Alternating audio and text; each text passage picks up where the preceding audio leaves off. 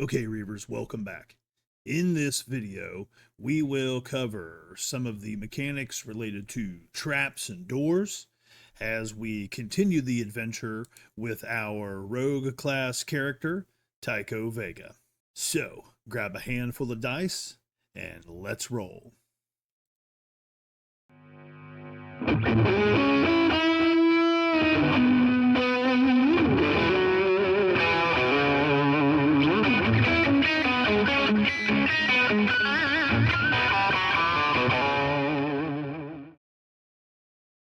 In the previous episode, Mace Havoc made his way through these first two chambers, clearing out the mutant dogs, and continued on deeper into the caverns under Kenny Hall. We're going to pick up right here at this intersection with our rogue, who will investigate this corridor that leads to a locked door at the far end. So let us jump into some of the mechanics. Following in the footsteps of Mace Havoc, the rogue Tycho Vega now stands within a darkened intersection, deep within the caverns under Kenny Hall. Unsure of which way to travel, he will make an attempt to detect visual signs or tracks in his immediate area in order to determine the best path to travel. And the way we do that is with the look action. So we will roll a 1d20 and add the bonus from his physical stat, which is +2, and we'll compare it to the DC. Now, this section is a little different than the two mutant dogs. They were DC 12. Because this trap is concealed, we'll need to roll a little better in order to detect it. So we need to meet or beat a DC of 15 to be successful. So let me get that out of the way. Let me grab a 1d20. 16 plus 2 is 18. That beats the DC of 14. So as Tycho makes his way cautiously down the corridor, almost imperceptibly, one of the tiles under his feet shifts ever so slightly, giving him a moment of pause to stop and investigate the area more thoroughly. Protruding from the tiles before him are the points of many spikes that are concealed beneath the floor tiles. In addition, he notices on each wall the same type of spike protruding from cracks in the cavern rocks. This does not bode well.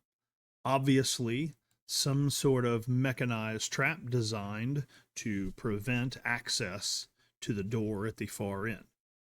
What will Tycho do? Moving closer to the center of the corridor, Tycho Vega will make an attempt at disarming this trap so that he can proceed to the door at the far end. The way he'll do this is with the interact action. When he engages with something in the environment, he will roll 1d20 and add the bonus from the relevant stat.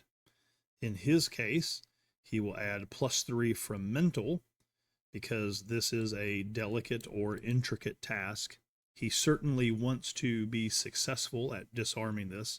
A failure would possibly mean he alerts nearby enemies to his position. And as a rogue who is trying to be stealthy, that is not something he wants to do.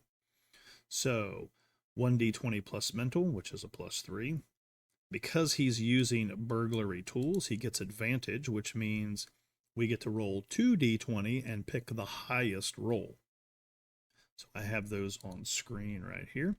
So let's give them a rip. 2d20 plus 3, got to beat a DC 14. So 15 plus 3 is 18.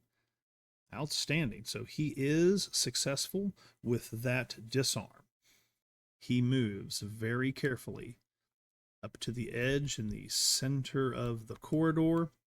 He takes his dagger out and works it underneath the tile, lifting it up to expose the complex mechanisms underneath.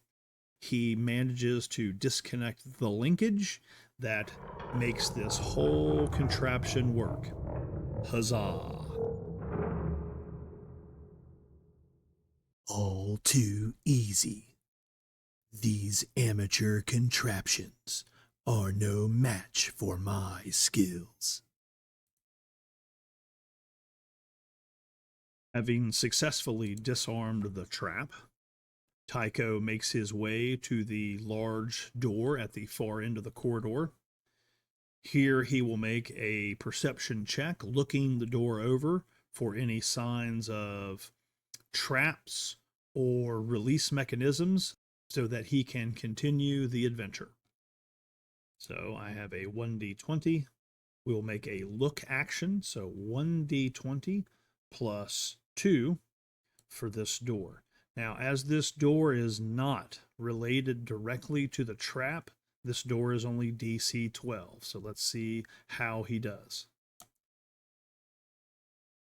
16 plus 2 is 18. So upon close inspection of the door, almost imperceptibly, he finds a partially concealed keyhole right in the eye socket of this eldritch skull that is mounted to the door. So once again, we are going to make an interact action, and he is going to use his burglary tools in an attempt to get the door open with advantage. So again, this door not related to the trap will be a DC 12. He has advantage with the burglary tools. So this is a mental. So 1d20 plus 3.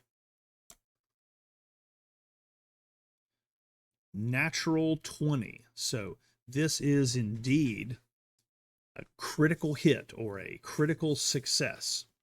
With the skills of a master thief, Tycho Vega easily defeats the locking mechanism of the door and makes his way to the other side. Huzzah! Okay, Reavers, that will do it for this tutorial. Check back later for the next episode in which we will cover magic and psychic abilities. Until then, sails up.